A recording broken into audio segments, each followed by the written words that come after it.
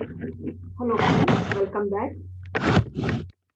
In my last 4 videos, we have learned about what is business, its meaning and definition, what are the characteristics of modern business, what are the objectives of business, and the scope of business. Today, let us study what is the meaning of environment. So, environment, ಅಂದರೆ ಪರಿಸರ. Environment in general terms, it is the surroundings or the conditions in which a person, animal, or plant lives or operates. But in this context, that is in business context, it is the surroundings in which the business operates. ಪರಿಸರ ಸಾಮಾನ್ಯವಾಗಿ ಹೇಳಬೇಕಾದ್ರೆ ಪರಿಸರ ಎನ್ನುವುದು ವ್ಯಕ್ತಿ, ಪ್ರಾಣಿ ಅಥವಾ ಸಸ್ಯ ವಾಸಿಸುವ ಅಥವಾ ಕಾರ್ಯನಿರ್ವಹಿಸುವ ಸುತ್ತಮುತ್ತಲಿನ ಪರಿಸ್ಥಿತಿಗಳು. ಆದರೆ ಈ ಸಂದರ್ಭದಲ್ಲಿ ಅಂದರೆ ವ್ಯವಹಾರವನ್ನು ನಾವು ಹಿಡ್ಕೊಂಡ್ರೆ ಆ ಸಂದರ್ಭದಲ್ಲಿ ಅದು ವ್ಯವಹಾರವು ಕಾರ್ಯನಿರ್ವಹಿಸುವ ಸುತ್ತಮುತ್ತಲಿನ ಪ್ರದೇಶಗಳಾಗಿರುತ್ತವೆ. So this is the meaning of the environment or parisara. So it is our surroundings or the surroundings of the business where it is operated. So how this environment affects or how this environment impacts the business activity is called the environment. So environment influences the business activities in many ways.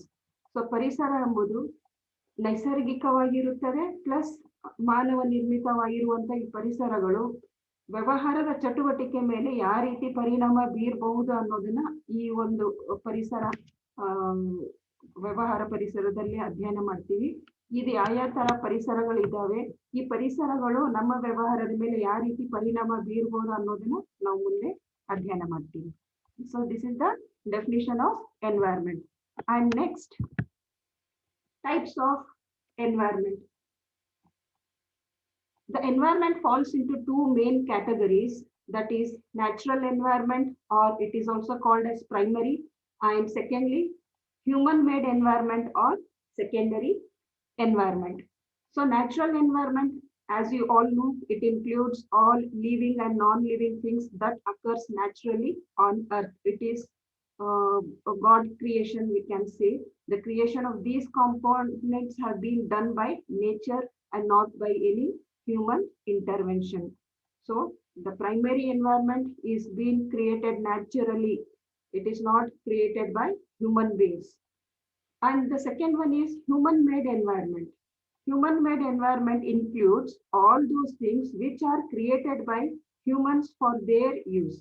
It is called the secondary or the social environment. Social environment includes cultural norms and values, the culture that individuals live in, and social, political, economical, and religious institutions with which they interact. So there are two types of environment. One is natural environment and the second one is human-made environment. ಪರಿಸರದ ಎರಡು ಮುಖ್ಯ ವರ್ಗಗಳಾಗಿ divide ಆಗಿದೆ. So ಅದರಲ್ಲಿ ಮೊದಲನೇದಾಗಿ ನೈಸರ್ಗಿಕ ಪರಿಸರ ಅಥವಾ ಪ್ರಾಥಮಿಕ ಪರಿಸರ ಹಾಗೂ ಎರಡನೇದಾಗಿ ಮಾನವ ನಿರ್ಮಿತ ಪರಿಸರ ಅಥವಾ ದ್ವಿತೀಯ ಪರಿಸರ. ನೈಸರ್ಗಿಕ ಪರಿಸರ ಇದು ಭೂಮಿಯ ಮೇಲೆ ನೈಸರ್ಗಿಕವಾಗಿ ಸಂಭವಿಸುವ ಎಲ್ಲ ಜೀವಿಗಳು ಮತ್ತು ನಿರ್ಜೀವ ವಸ್ತುಗಳನ್ನು ಒಳಗೊಂಡಿದೆ. ಈ ಘಟಕಗಳು ರಚನೆಯನ್ನು ಸ್ವಭಾವತಃ ಮಾಡಲಾಗಿದೆ ಮತ್ತು ಯಾವುದೇ ಮಾನವ ಹಸ್ತಕ್ಷೇಪದಿಂದಲ್ಲ. ಸೊ ಇದರಲ್ಲಿ ಮಾನವನ ಹಸ್ತಕ್ಷೇಪ ಇರ್ಲಾರ್ದೇ ನ್ಯಾಚುರಲ್ ಆಗಿ ಬಂದಿರುವಂತ ನೈಸರ್ಗಿಕವಾಗಿ ಬಂದಿರುವಂತ ಒಂದು ಪರಿಸರವಾಗಿರುತ್ತೆ. ಸೊ ಗಾಳಿ, ನೀರು, ಬೆಳಕು, ಮಳೆ, ಸುನಾಮಿ ಇರಬಹುದು. ಸೊ ಇಂಥ ಹಲವಾರು ನೈಸರ್ಗಿಕವಾಗಿ ಹುಟ್ಕೊಳ್ಳುವಂತ ಪರಿಸರಕ್ಕೆ ನಾವು ನೈಸರ್ಗಿಕ ಪರಿಸರ ಅಂತ ಹೇಳ್ತೀವಿ. ಸೊ ಅದೇ ರೀತಿಯಾಗಿ ಎರಡನೇದಾಗಿ ಮಾನವ ನಿರ್ಮಿತ ಪರಿಸರ ಅಂದ್ರೆ ಮಾನವ ನಿರ್ಮಿತ ಪರಿಸರವು ಅವುಗಳ ಬಳಕೆಗಾಗಿ ಮಾನವರು ರಚಿಸಿದ ಎಲ್ಲ ವಸ್ತುಗಳನ್ನು ಒಳಗೊಂಡಿದೆ. ಇದನ್ನು ಸಾಮಾಜಿಕ ಪರಿಸರ ಎಂದು ಕರೆಯಲಾಗುತ್ತದೆ. ಸೊ ದ್ವಿತೀಯ ಅಥವಾ ಸಾಮಾಜಿಕ ಪರಿಸರ. ಸಾಮಾಜಿಕ ಪರಿಸರವು ಸಾಂಸ್ಕೃತಿಕ ಮತ್ತು ಮೌಲ್ಯಗಳು, ವ್ಯಕ್ತಿಗಳು ವಾಸಿಸುವ ಸಂಸ್ಕೃತಿ ಮತ್ತು ಅವರು ಸಂವಹನ ನಡೆಸುವ ಸಾಮಾಜಿಕ, ರಾಜಕೀಯ, ಆರ್ಥಿಕ ಮತ್ತು ಧಾರ್ಮಿಕ ಸಂಸ್ಥೆಗಳನ್ನು ಒಳಗೊಂಡಿದೆ. So we came to know that we have two types of environment.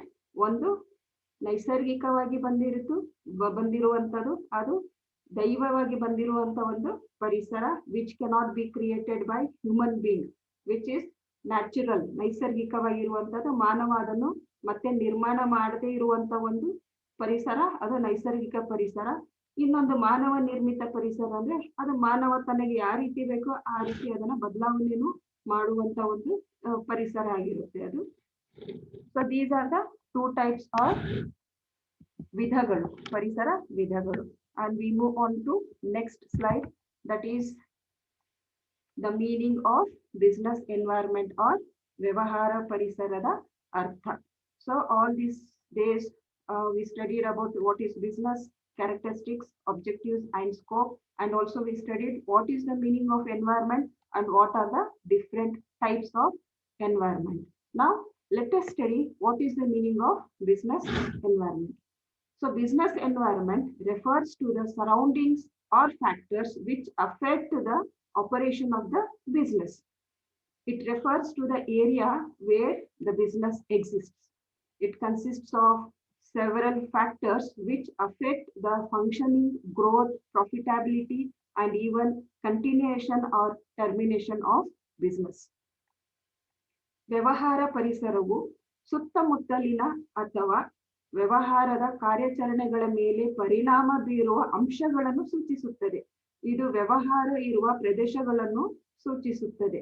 ಇದು ಕಾರ್ಯವೈಖರಿ, ಬೆಳವಣಿಗೆ, ಲಾಭದಾಯಕತೆ ಮತ್ತು ವ್ಯವಹಾರದ ಮುಂದುವರಿಕೆ ಅಥವಾ ಮುಕ್ತಾಯದ ಮೇಲೆಯೂ ಪರಿಣಾಮ ಬೀರುವ ಹಲವಾರು ಅಂಶಗಳನ್ನು ಒಳಗೊಂಡಿದೆ. So as I said earlier, business is an economic activity, whereas environment, it is its surroundings. So environment may be two types, it may be natural or human created. So how this environment, both natural as well as secondary environment, affects or influences the business activity, the economic activity, how it is affected is called as business environment. So ವ್ಯವಹಾರ ಎಂಬುದು ಒಂದು ಆರ್ಥಿಕ ಚಟುವಟಿಕೆ. So ಆರ್ಥಿಕ ಚಟುವಟಿಕೆ ಎಲ್ಲಿದೆ ಅಂದ್ರೆ ಅದು ಪರಿಸರದಲ್ಲಿ ನಡುವೆ ಬೆಳೆಯುವಂತ ಒಂದು ಚಟುವಟಿಕೆ ಆಗಿರುತ್ತೆ. ಈ ಪರಿಸರ ಅಂದ್ರೆ ಎರಡು ಭಾಗಗಳಲ್ಲಿ ಡಿವೈಡ್ ಆಗಿರುತ್ತೆ. ಅದು ಒಂದು ಮಾನವ ನಿರ್ಮಿತ ಇರಬಹುದು, ಇನ್ನೊಂದು ನೈಸರ್ಗಿಕವಾಗಿ ಬಂದಿರುವಂತ ಪರಿಸರ. ಇವು ಎರಡು ಪರಿಸರ ಸೇರಿಕೊಂಡು ನಮ್ಮ ವ್ಯವಹಾರದ ಮೇಲೆ ಯಾವ ರೀತಿ ಪರಿಣಾಮ ಬೀರ್ತವೆ ಅನ್ನೋದೇ ವ್ಯವಹಾರ ಪರಿಸರ. Next we'll move on to some definitions of business environment. ವ್ಯಾಪಾರ ಪರಿಸರದ ಕೆಲ ಒಂದು ವ್ಯಾಖ್ಯಾನಗಳನ್ನು ನೋಡೋಣ ಇಲ್ಲಿ. According to Kate Davis, so ಅವರ ಪ್ರಕಾರ business environment is the aggregate of all conditions and influences that surround and affect it. So aggregate means totality, the total of all conditions and events and influences that surround and affect it. See, the aggregate, the total of all the conditions, the total of all the events which affects or which influence or which impacts the surrounding and affects the business activity is called business environment. So Kate Davis ಪ್ರಕಾರ ವ್ಯವಹಾರದ ಪರಿಸರವು ಎಲ್ಲಾ ಪರಿಸ್ಥಿತಿಗಳು, ಘಟನೆಗಳು ಮತ್ತು ಅದರ ಸುತ್ತಮುತ್ತಲಿನ ಪ್ರಭಾವ ಬೀರುವ ಪ್ರಭಾವಗಳ ಒಟ್ಟು ಮೊತ್ತವಾಗಿದೆ. So it is the total surroundings which influence or which affect the business activity is called business environment. So we have one more definition here. According to K. Ashwathappa, environment mainly refers to all external forces that impact business. So all external forces, we'll learn in the next session what is these external forces and internal forces. I'll tell you, it is external environment which makes the business to make changes along with the change in the environment. So K Ashwathappa ರವರ ಪ್ರಕಾರ ಪರಿಸರವು ಮುಖ್ಯವಾಗಿ ವ್ಯವಹಾರದ ಮೇಲೆ ಪ್ರಭಾವ ಬೀರುವ ಎಲ್ಲ ಬಾಹ್ಯ ಶಕ್ತಿಗಳನ್ನು ಸೂಚಿಸುತ್ತದೆ.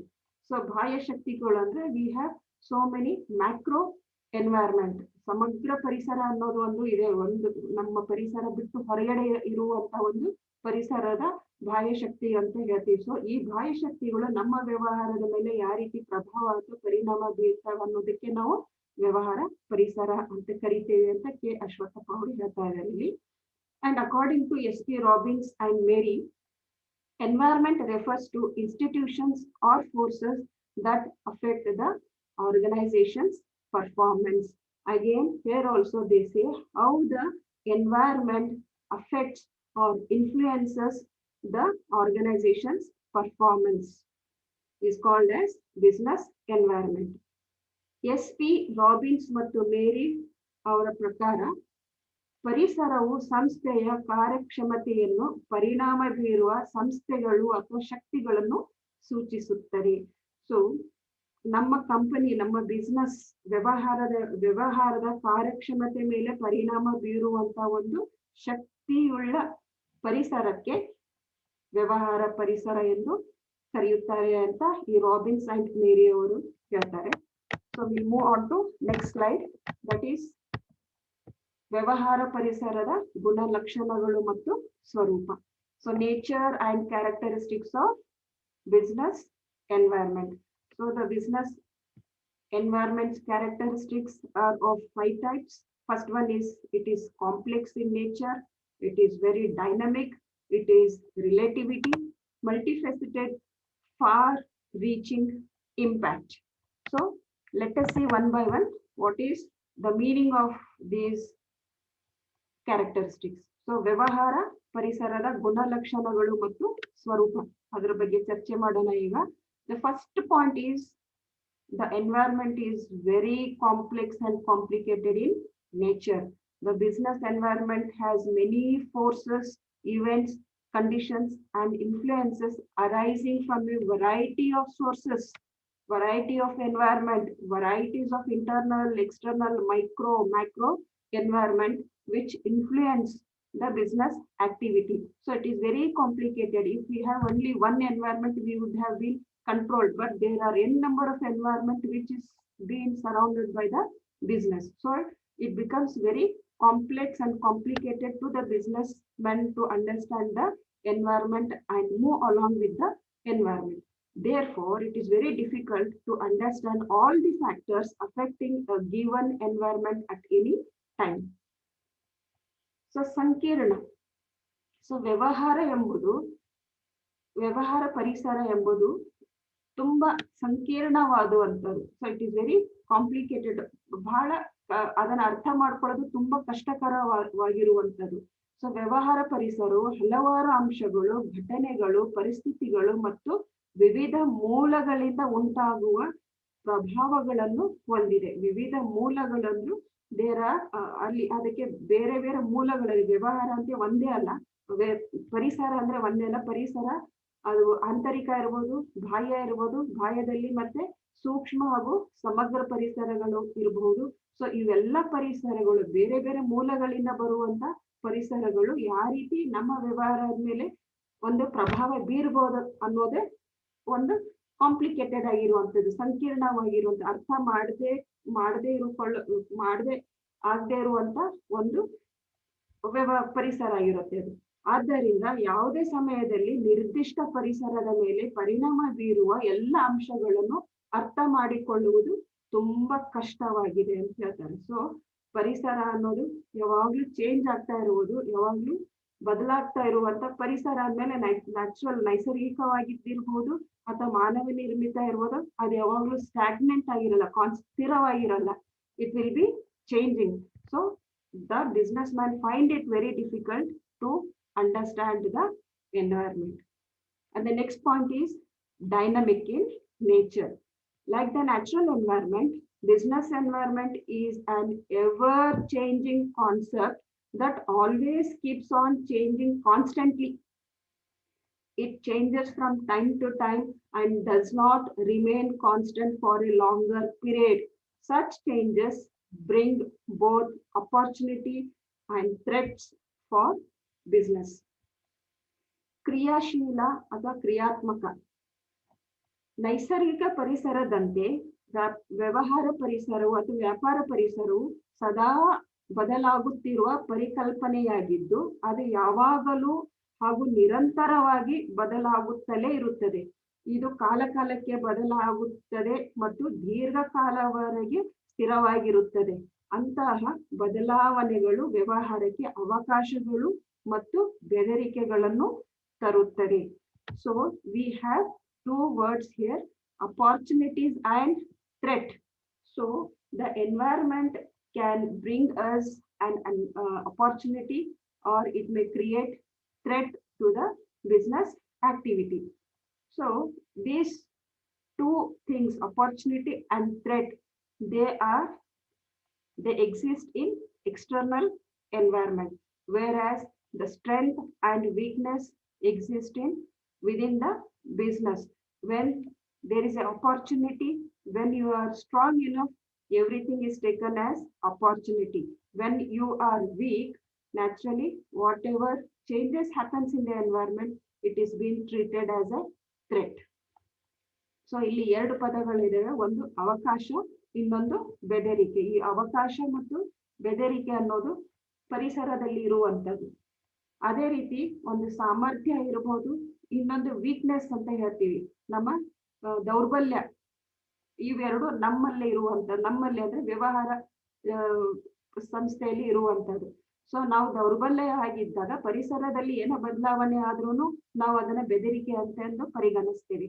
ಅದೇ ನಾವು ಬಹಳ ಸಾಮರ್ಥ್ಯರಾಗಿದ್ದರೆ ಪರಿಸರದಲ್ಲಿ ಏನೋ ಬದಲಾವಣೆ ಆದರೂ ಅದನ್ನ ನಾವು ಒಳ್ಳೆ ಅವಕಾಶ ಅಂತ ಪರಿಗಣಿಸ್ತೀವಿ.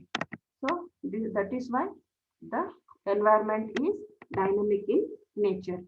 And next point is relativity. ಅಥವಾ ಸಂಬಂಧಿತ ಸಾಪೇಕ್ಷತಾ. Business environment is a relative concept as it varies according to local condition of a particular place or region.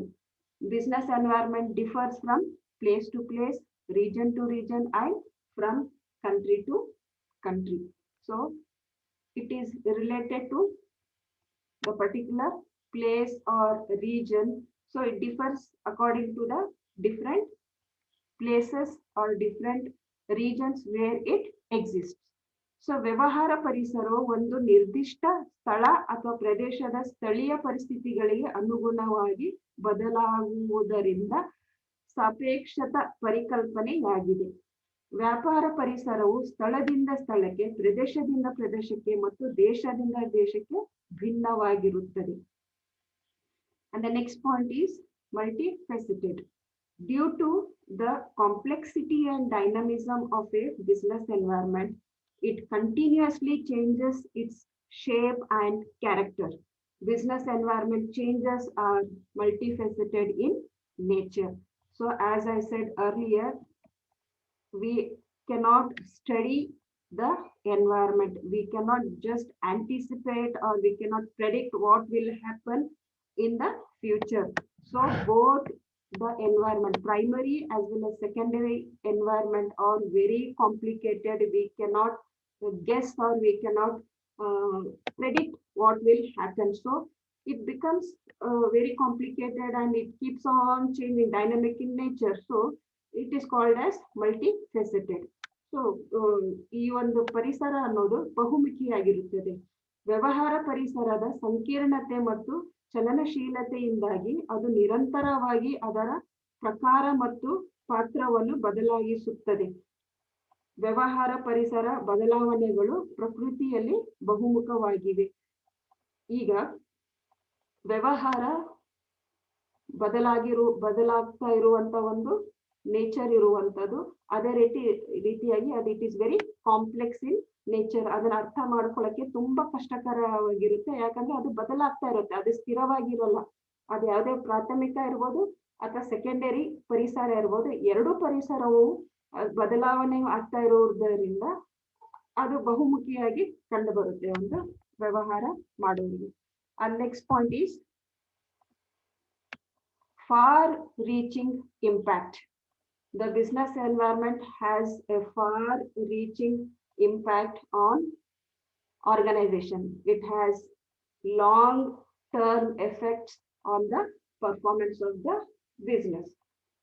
Any changes in the business environment bring both opportunity and threat for the business that have long lasting effects. The effects, the success, growth, or even survival of business.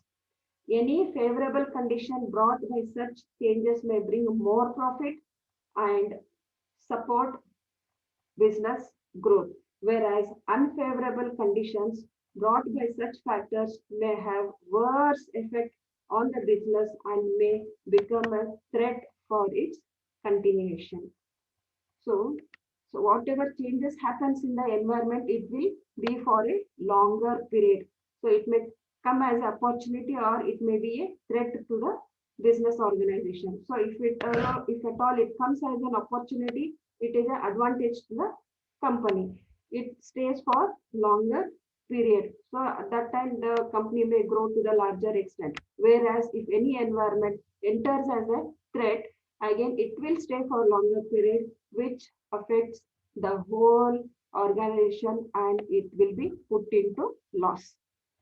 ವ್ಯವಹಾರ ಪರಿಸರವು ಸಂಸ್ಥೆಯ ಮೇಲೆ ಬಹುದೊಡ್ಡ ಪರಿಣಾಮ ಬೀರುತ್ತದೆ. ಇದು ವ್ಯವಹಾರದ ಕಾರ್ಯಕ್ಷಮತೆಯ ಮೇಲೆ ದೀರ್ಘಕಾಲೀನ ಪರಿಣಾಮಗಳನ್ನು ಬೀರುತ್ತದೆ. ವ್ಯಾಪಾರ ಪರಿಸರದಲ್ಲಿ ಯಾವುದೇ ಬದಲಾವಣೆಗಳು ದೀರ್ಘಕಾಲೀನ ಪರಿಣಾಮವನ್ನು ಹೊಂದಿರುವ ವ್ಯವಹಾರಗಳಿಗೆ ಅವಕಾಶ ಮತ್ತು ಬೆದರಿಕೆ ಎರಡೂ ತರುತ್ತದೆ. ಇದು ವ್ಯವಹಾರದ ಯಶಸ್ಸು, ಬೆಳವಣಿಗೆ ಅಥವಾ ಬದುಕುಳಿಯುವಿಕೆ ಮೇಲೆ ಪರಿಣಾಮ ಬೀರುತ್ತದೆ. ಇಂತಹ ಬದಲಾವಣೆಗಳಿಂದ ಯಾವುದೇ ಅನುಕೂಲಕರ ಸ್ಥಿತಿಯು ಹೆಚ್ಚಿನ ಲಾಭವನ್ನು ತರುತ್ತದೆ ಮತ್ತು ವ್ಯವಹಾರದ ಬೆಳವಣಿಗೆಯನ್ನು ಬೆಂಬಲಿಸುತ್ತದೆ. ಆದರೆ ಇಂತಹ ಅಂಶಗಳಿಂದ ಉಂಟಾಗುವ ಪ್ರತಿಕೂಲವಾದ ಪರಿಸ್ಥಿತಿಗಳು ಅದರ ಮೇಲೆ ಕೆಟ್ಟ ಪರಿಣಾಮಗಳನ್ನು ಬೀರಬಹುದು ಮತ್ತು ಅದರ ಮುಂದುವರಿಕೆಗೆ ಅಪಾಯಕರವಾಗಿರಬಹುದು. So these are the different characteristics and nature of business environment. So friends, today we learned about what is environment, what are the different types of environment, and then we saw about what is business environment, its meaning, its definition, and also we learned what is the characteristic nature of business environment. And in my next class, I'll be telling you what is the components of business environment. So in ಮುಂದಿನ class ನಲ್ಲಿ ವ್ಯವಹಾರ ಪರಿಸರದ ಘಟಕಗಳ ಬಗ್ಗೆ ಚರ್ಚಿಸೋಣ. ಅಲ್ಲಿಯವರೆಗೂ stay safe, stay fit. Thank you.